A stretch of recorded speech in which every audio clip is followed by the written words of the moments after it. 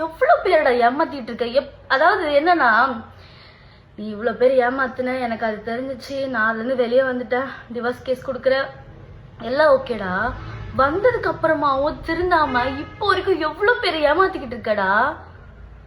ஏண்டா junior artist வச்சு பேசுறாங்களா? அதாவது நீ யார வேணாலும் ஏமாத்தலாம், எத்தனை வாட்டி வேணாலும் ஏமாத்து, ஒரு நாள் நீ மாட்டுவேன்னு உனக்கு தெரியாதா? எனக்கு புரிய மாட்டேங்குது, நீ என்ன தைரியத்துல சுத்துற? அதுவும் நான் சத்தியமா உங்க அம்மாவெல்லாம் நான் அவ்வளோ நம்பினேன்டா.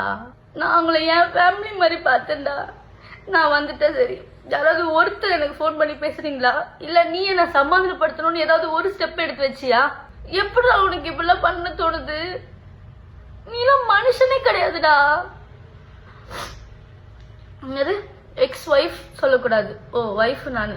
டேய் நீ வேணான்னு சொல்றதுன்னா நான் டிவோர்ஸ் வரைக்கும் வந்துட்டு இருக்கேன். என்னானாலும் பரவாயில்ல, இது என்ன எக்ஸ்ட்ரீம் போனாலும் பரவாயில்ல, என்னானாலும் பரவாயில்லன்னு சொல்லிட்டு நான் இப்போ வரைக்கும் அதுக்காக ஃபைட் பண்ணிக்கிட்டு இருக்கேன்டா.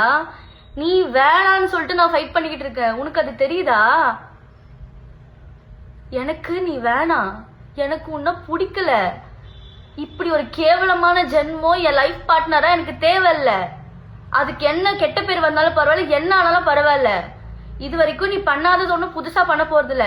உங்கள்கிட்ட என்ன இருக்கோ, என்ன ப்ரூஃப் இருக்கோ, என்ன நீ பண்ண முடியுமோ பண்ணு, சரியா?